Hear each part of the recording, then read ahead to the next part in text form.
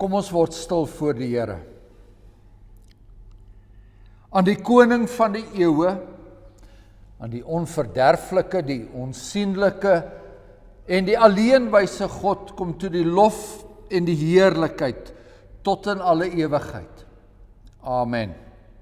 Geliefdes, genade en vrede vir julle van God onse Vader en die Here Jesus Christus in die kragvolle werking van die Heilige Gees. Amen. Tot sy lof sing ons Psalm 24.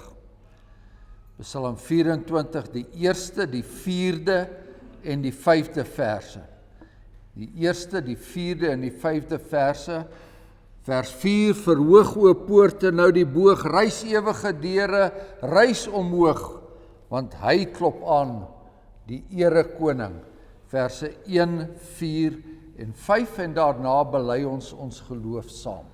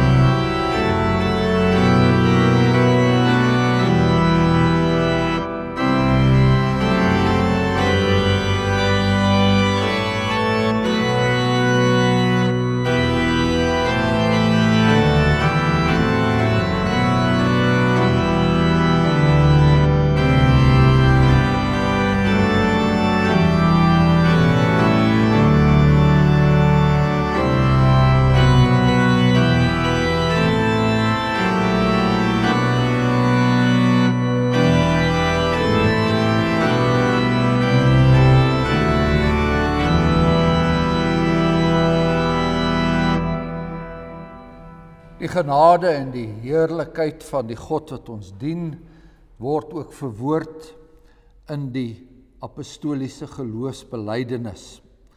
Ek glo in God die Vader, die Almagtige, die Skepper van die hemel en die aarde.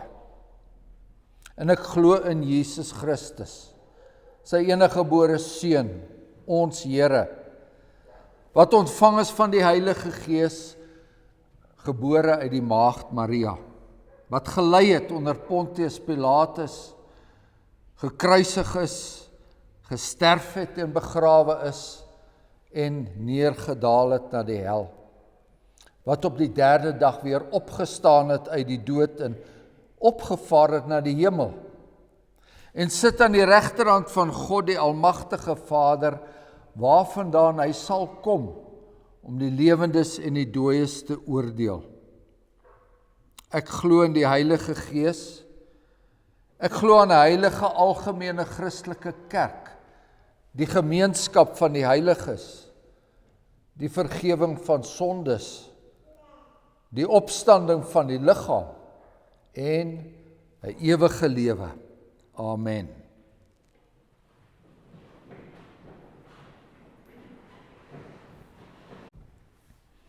Die Here se wet is vir ons gegee as 'n tugmeester na die Here Jesus Christus toe. Met ander woorde, die wet lei ons om die genade in Christus te soek, maar dis terselfdertyd ook die standaard wat God daar gestel het vir ons lewe na ons verlossing. Eksodus 20, toe het God al hierdie woorde gespreek en gesê, ek is die Here jou God, wat jou uit Egipte land, uit die slawehuis uitgelei het. En die eerste gebod is, jy mag geen ander gode voor my aangesig hê nie. Tweede gebod is, jy mag vir jou geen gesnede beeld of enige gelykenis maak van wat bo in die hemel is, of van wat onder op die aarde is, of van wat in die waters onder die aarde is nie. Jy mag jou voor hulle nie neerbuig en hulle nie dien nie. Want ek, die Here jou God, is 'n jaloerse God, wat die misdaad van die vaders besoek aan die kinders, aan die derde en aan die vierde geslag van die wat my haat. En ek bewys barmhartigheid aan duisende van die wat my liefhet en my gebooie onderhou. Die derde gebod is, jy mag die naam van die Here jou God nie ydelik gebruik nie. Want die Here sal die een wat sy naam ydelik gebruik, nie ongestraf laat bly nie. Vierde gebod, gedenk die Sabbatdag, dat jy dit heilig. 6 dae moet jy arbei, al jou werk doen, maar die 7de dag is die Sabbat van die Here jou God, dan mag jy geen werk doen nie, jy of jou seun, of jou dogter, of jou diensknegt, of jou diensmaagd, of jou vee, of jou vreemdeling wat in jou poorte is nie. Want in 6 dae die Here die hemel en die aarde, die see en alles wat daarin is gemaak. En op die 7de dag het hy gerus en daarom het die Here die Sabbatdag geseën en dit geheilig. 5de gebod, eer jou vader en jou moeder, dat jou dae verleng mag word in die land wat die Here jou God aan jou gee. 6de gebod is, jy mag nie doodslaan nie. 7de gebod, jy mag nie egbreek nie. 8ste gebod, jy mag nie steel nie. Die 9de gebod, jy mag geen valse getuienis teen jou naaste spreek nie.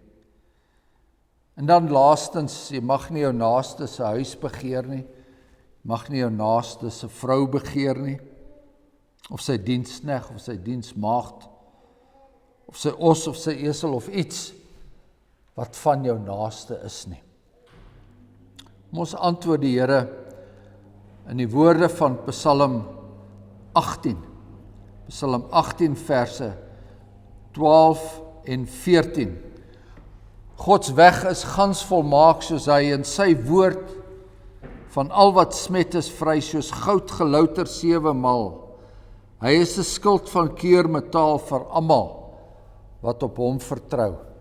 Psalm 18 verse 12 en 14. En daarna bid ons saam.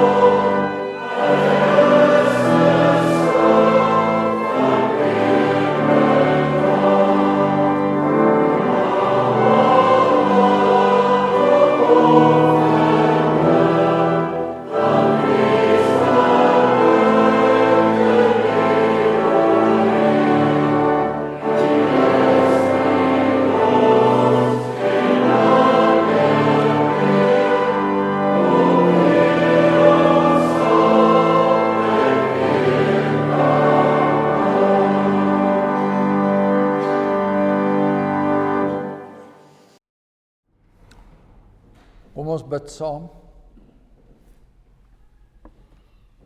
Driemaal heilige God, genadige Vader, Seun en Heilige Gees, vol ontferming en deernis met sondaar mense.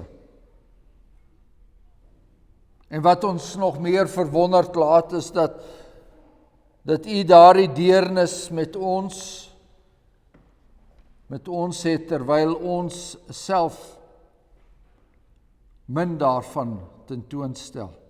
Min barmhartigheid tentoonstel, min opregtheid.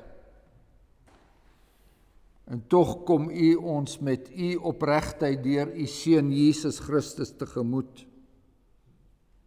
En wanneer ons dink aan hoe onrein ons gedagtes is, en hoe besmet en bevlek ons lewens is, en ons weet dit is U heilige standaard en ons kom nie daarby uit nie.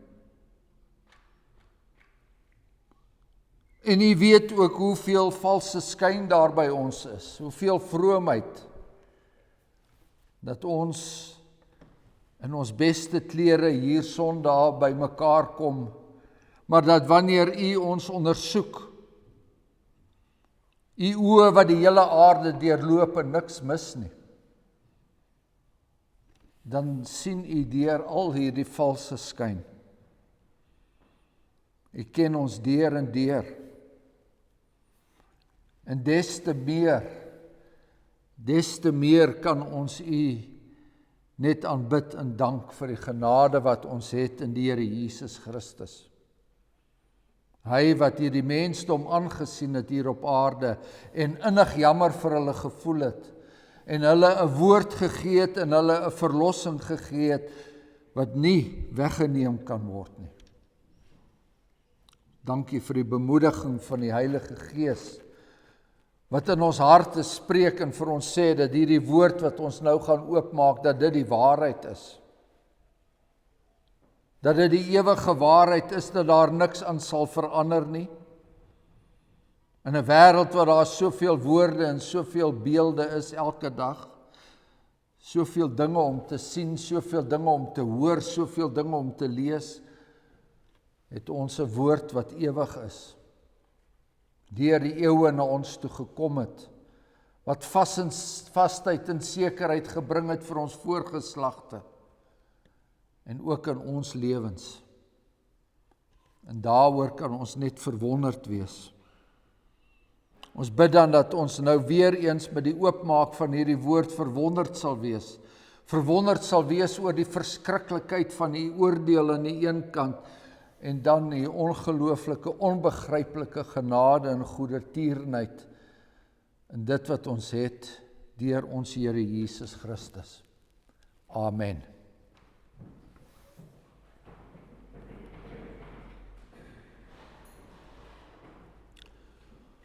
Ons begin deur te lees die laaste gedeelte, die laaste woorde van die Ou Testament in die profeet Maleagi. Dis die heel aan die einde, die heel laaste boek.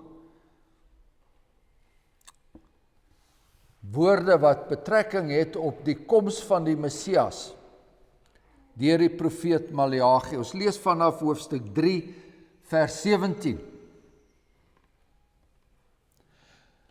En hulle sal my tot 'n eiendom wees, sê die Here van die leerskare, op die dag wat ek skep.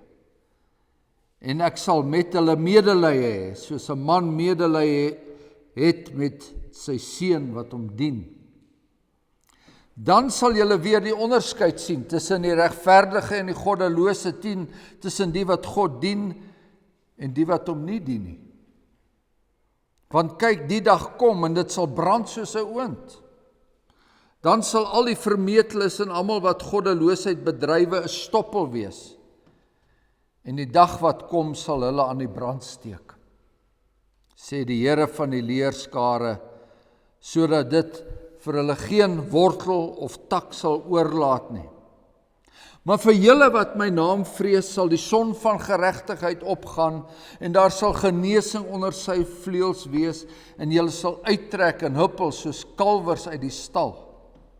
En julle sal die goddelose vertrap, want hulle sal so stof wees onder julle voetsole op die dag wat ek skep, sê die Here van die leerskare.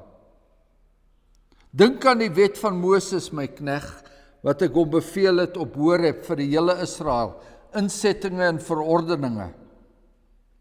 Kyk, ek stuur julle die profeet Elia, voordat die groot en vreeslike dag van die Here aanbreek.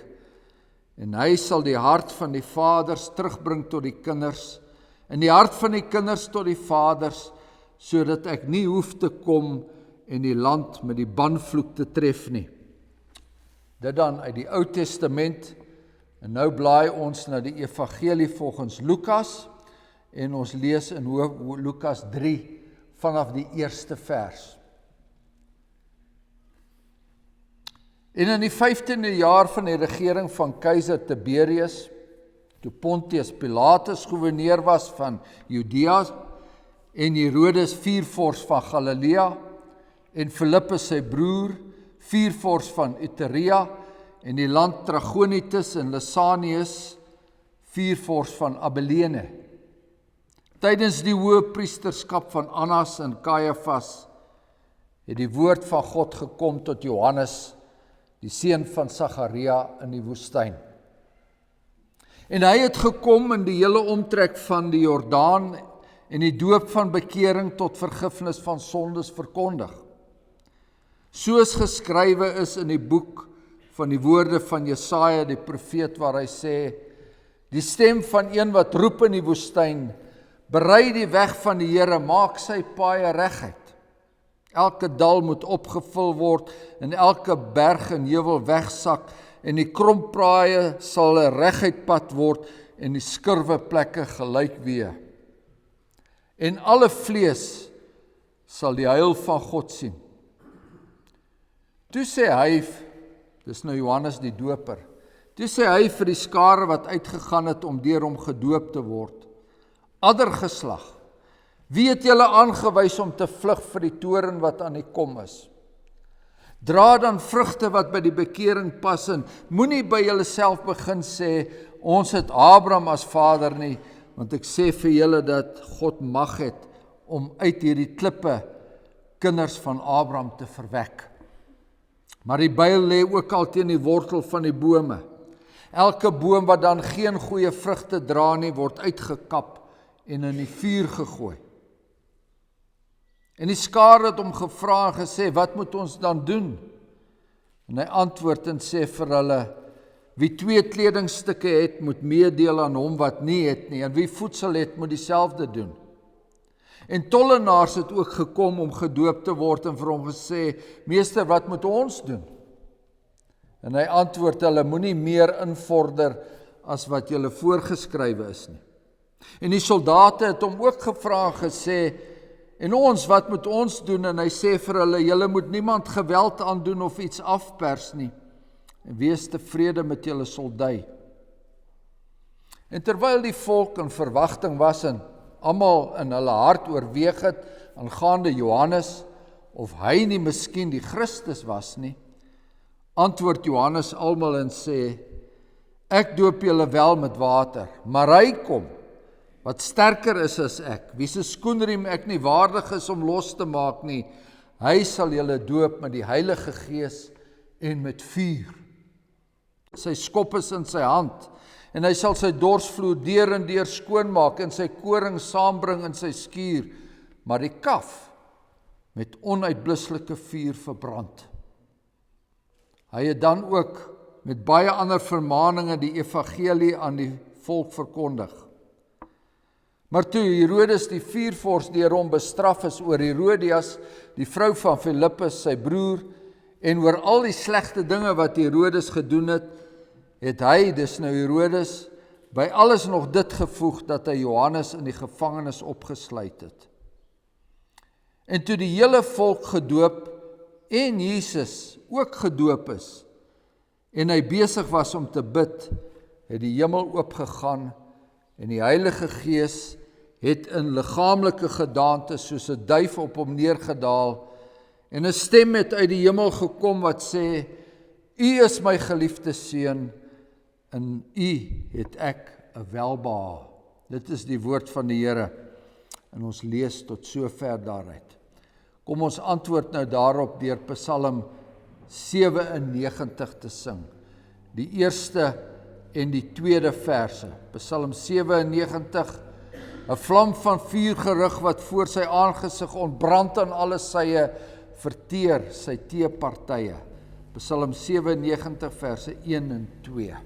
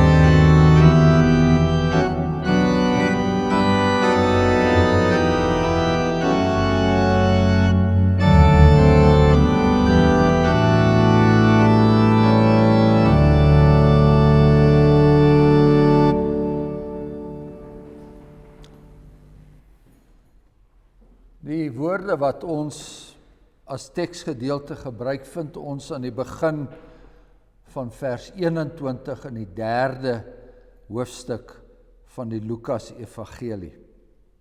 En dit is hierdie woorde: toe die hele volk gedoop en Jesus ook gedoop is. Broeders en susters, wanneer ons die inleiding van daardie 3de hoofstuk so beskou in hierdie Lukas Evangelie, dan sê dit nogal baie van die omstandighede van die land in daardie tyd. Die beloofde land is in stukkies opgedeel.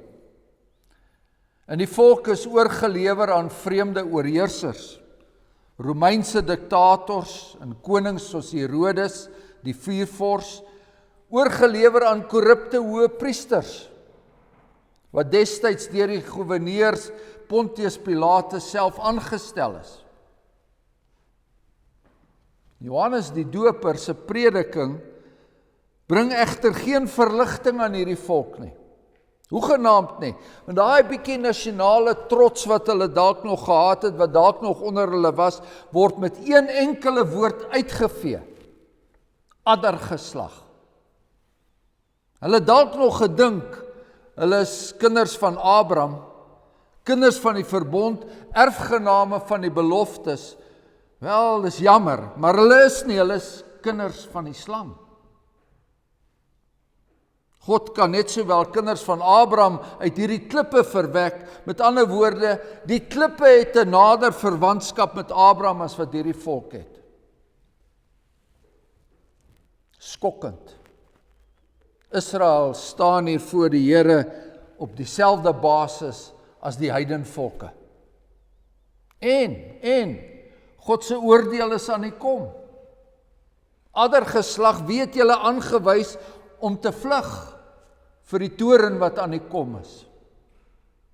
Ons sien hierdie beeld van 'n nes krioelende slange wat begin skarrel in die hitte van die aankomende veldbrand. Ons sien die beeld van die byl wat teen die wortel van die bome lê. Maak nie saak hoe diep daardie wortels is nie, maak nie saak hoe ver terug ons geslagslyn na Abraham kan terugvoer nie. Die byl lê teen die wortel van die bome, die vrugtelose bome gaan afgekap word. God se oordeel is aan die kom. En wie gaan daardie oordeel bring? Die Messias gaan dit bring. Die Christus van God gaan dit bring. God se gesalfde is aan die kom en hy bring 'n vloed van vuur.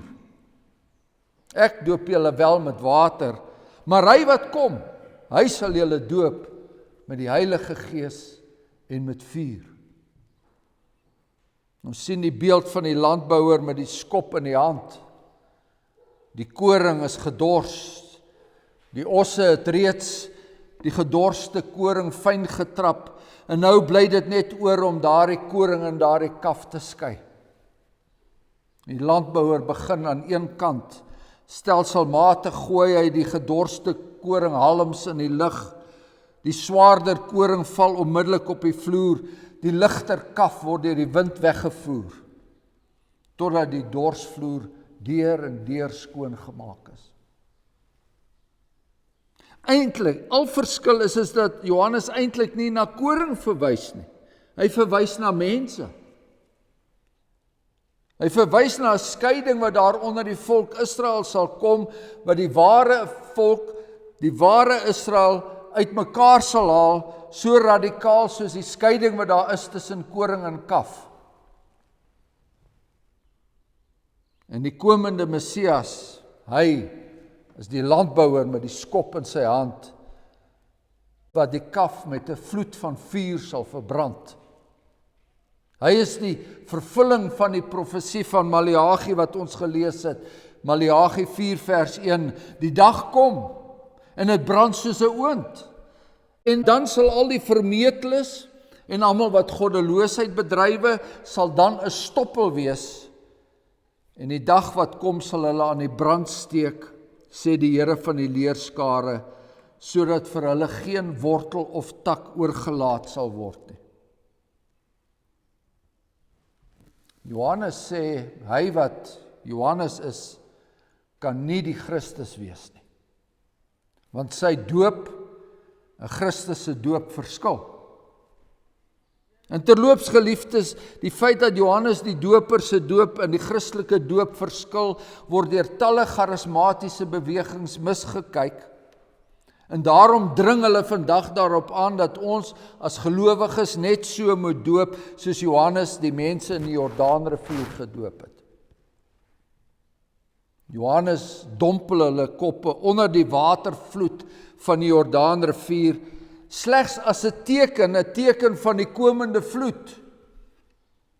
Die Christus sal hulle onderdompel in die vloed van die Heilige Gees en van vuur.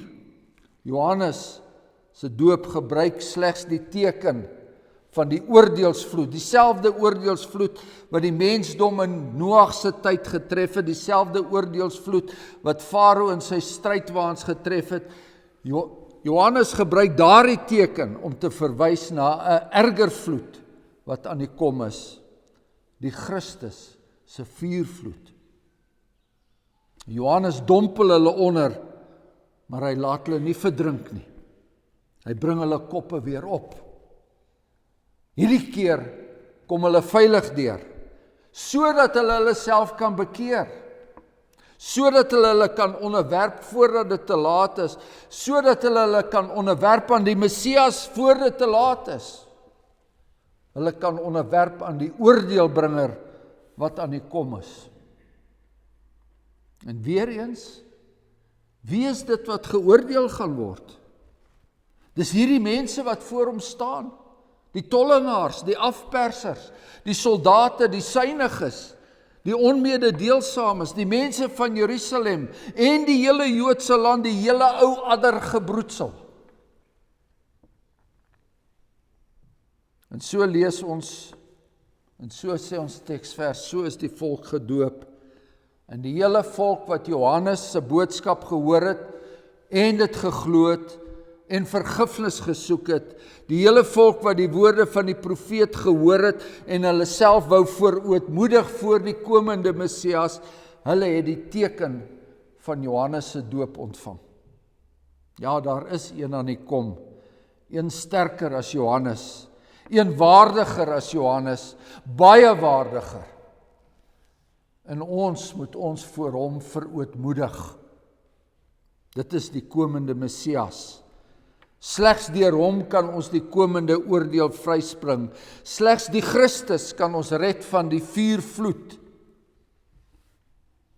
Johannes die Doper ontbloot die volk se sonde toestand in hulle absolute verlorendheid. Hulle enigste hoop is hulle onderwerping aan God se gesalfde. Hulle enigste hoop is om hulle met God te versoen. Johannes die Doper maak die berouvolle volk bymekaar in afwagting op Christus. En so gaan die profeet van die Allerhoogste vooruit. Getrou aan sy roeping gaan Johannes die Doper vooruit om die paaie reg te maak vir hom wat aan die kom is. Dis 'n verskriklike beeld wat Johannes hier voorhou. Die beeld van die Christus en die Christus se komende vuur en vloed van vuur. Verskriklik is daardie Christus in sy krag en sy majesteit. Wie kan die dag van sy koms verdra, so vra die profeet Maleagi elders. Wie kan standhou as hy verskyn, want hy sal wees soos die vuur van die smelter. En dan geliefdes, so het ons gelees, dan kom die Here Jesus en hy laat homself ook doop. Die hele volk is gedoop en Jesus is ook gedoop. Dis wat ons gelees het. In die parallelle gedeelte in Markus staan daar, en in die dae het Jesus van Nasaret in Galilea gekom en is deur Johannes in die Jordaan gedoop. Johannes die Doper voorspel die oordeelbringer. Die volk verwag 'n soldatekoning, een op 'n wit perd. Sy oë soos vuurvlam, hy voer oorlog en oordeel en geregtigheid. Hy is bekleed met 'n kleed wat in bloed gedoop is. En die leers van die hemel volg hom op wit perde, en hy regeer met 'n ysterstaf en hy trap die parskyf van die wyn van die grimmigheid. Jy weet dus hoe Christus in die boek Openbaring beskryf word. Is dit nie so, die broeders en susters? Die koning van die konings, die Here van alle here. En hier kom 'n timmermansseun na vore, sonder enige glorie, sonder enige gestalte of heerlikheid, met geen voorkoms dat ons hom sou begeer nie, soos hy in Jesaja 53 beskryf word. Die seun van 'n timmerman uit Nasaret, 'n klein agtertangse dorpie in Galilea. En Johannes het hom tog herken. Deur die genade van God herken Johannes hom toe. Deur die genade van God, deur die Gees van God, wys Johannes toe die Messias uit. Christus wat homself ten doop aanbied. Volgens Matteus het Johannes aanvanklik geweier om die Christus te doop. Volgens Matteus het Johannes hom ernstig teëgegaan en gesê, ek het nodig om deur u gedoop te word en u kom na my toe. En Jesus het hom geantwoord en vir hom gesê, laat dit nou toe, want so pas dit ons om alle geregtigheid te vervul. Eers 3 jaar later, sou die volle betekenis van Jesus se woorde duidelik word. Eers 3 jaar later op Golgotha sou die evangelielesers weet wat alle geregtigheid beteken. Maar hier waar die Seun van God, die Christus, papnat in die water staan, sien ons iets van die goddelike misterie. Die Christus kom om te oordeel. Die Christus se skop is in sy hand, maar eers kom staan hy in die Jordaan en hy laat homself onderdompel. Laat hy die teken van God se komende oordeel oor sy kop stroom, saam met sy mense, saam met sy broers en susters. En daardeur verbind hy homself met sy volk. Maar nie net dit nie. Daardeur sê hy, daardie dag as God se oordeel kom, daardie dag as God se oordeel soos 'n vuurvloed kom, daardie dag as die wêreld deur vuur deurdrenk word, soos die Jordaanwater ons nou deurdrenk, daardie dag as daar met vuur gedoop word, dan sal ek daar wees vir my volk. Die Christus kom uit Nasaret in Galilea en hy verklaar homself een met sy volk. Maar meer is dit, daardie dag as God se oordeel oor hierdie wêreld spoel, op daardie dag sal hy daar wees, hy sal daar wees vir hulle. Jesus verklaar homself gewillig om aan hierdie addergeslag verbonde te wees en om hulle te beskerm. Ons kan ook sê, hier waar die Seun van God, die Christus papnat in die water staan, hier het die Christus homself verloof aan sy bruid. Hier het hy aan beginsel reeds beloof dat hy eendag aan daardie verskriklike helse kruis sal hang, dat hy eendag die volle vloed van God se oordeel sal deurmaak ter wille van sy bruid. Laat dit nou toe, Johannes, want so pas dit ons om alle geregtigheid te vervul. Laat dit nou toe, Johannes, want eendag sal jou profesie vervul word. Eendag sal hy weer kom in verskriklike majesteit om die lewendes en die dooies te oordeel, maar daar sal eers 'n verloving wees. Eers sal daar 'n bruilof wees. En jy weet wat, geliefdes, u en ek is in 'n sekere sin deel van daardie volk. Daardie volk wat daardie dag daar langs die Jordaan gestaan het. Ons en ons kinders in sonde ontvang en gebore. En daarom is ons onder die toren van God. So hoor ons in ons doopformulier. So hoor ons ook in die doopformulier, wanneer ons in die gebed daarin lees van daai doopformulier, dan weet ons staan ook saam met hierdie onboetvaardige wêreld wat met die sonvloed gestraf is. Ons is nie beter as die verharde Farao wat met sy manne in die Rooi See verdrink het nie.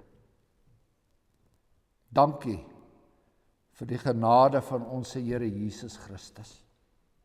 Ons is deel van daardie volk wat daardie dag langs die Jordaan gestaan het, die dag toe Jesus gedoop is.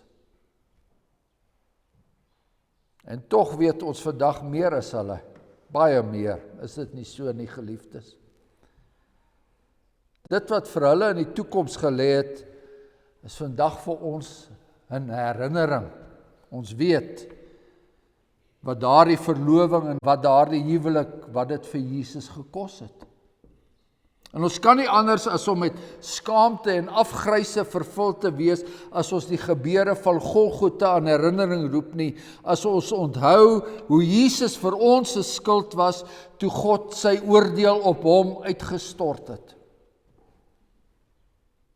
Jesus Christus, middelaar tussen God en mens.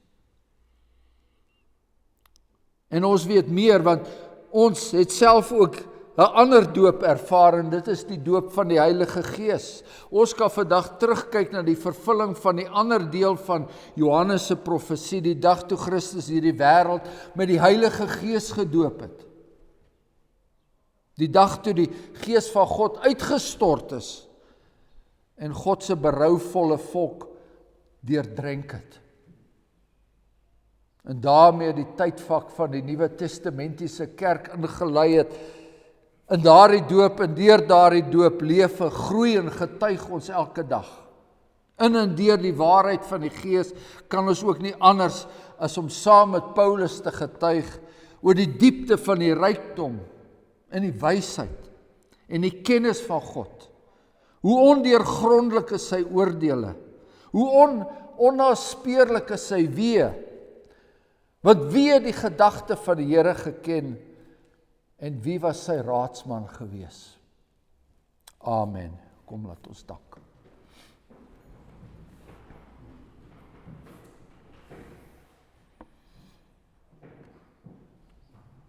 Genadige God en Hemelse Vader, ons bid dat die Seun se Gees in ons harte sal werk, dat ons hierdie genade boodskap wat ons vandag weer eens hier kon ontvang en onder mekaar kon deel, dat ons nie ligtelik daarmee sal omgaan nie.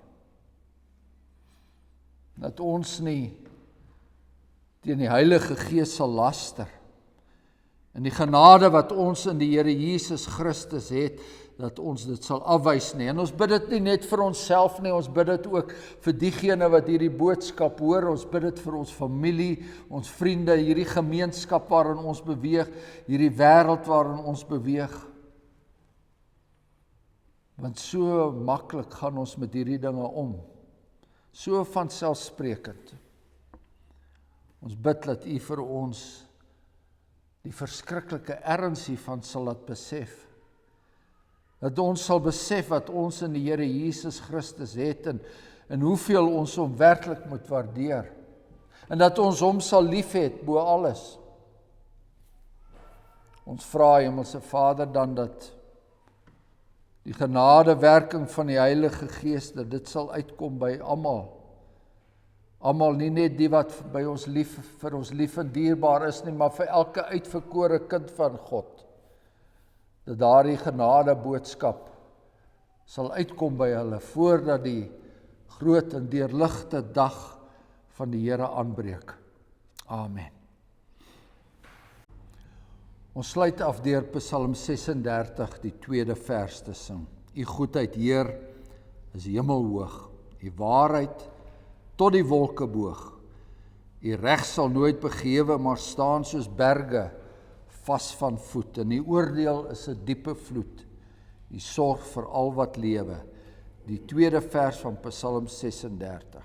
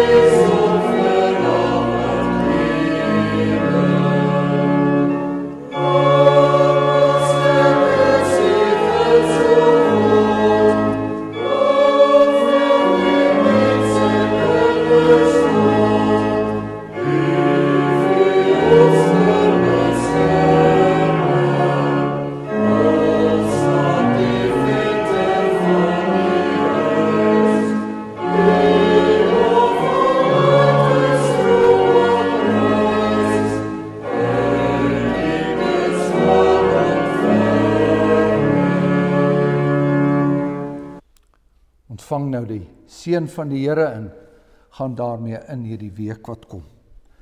Die genade van ons Here Jesus Christus, die liefde van God die Vader, die troostryke en die kragvolle werking van die Heilige Gees, dit sy en dit bly by julle almal. Amen.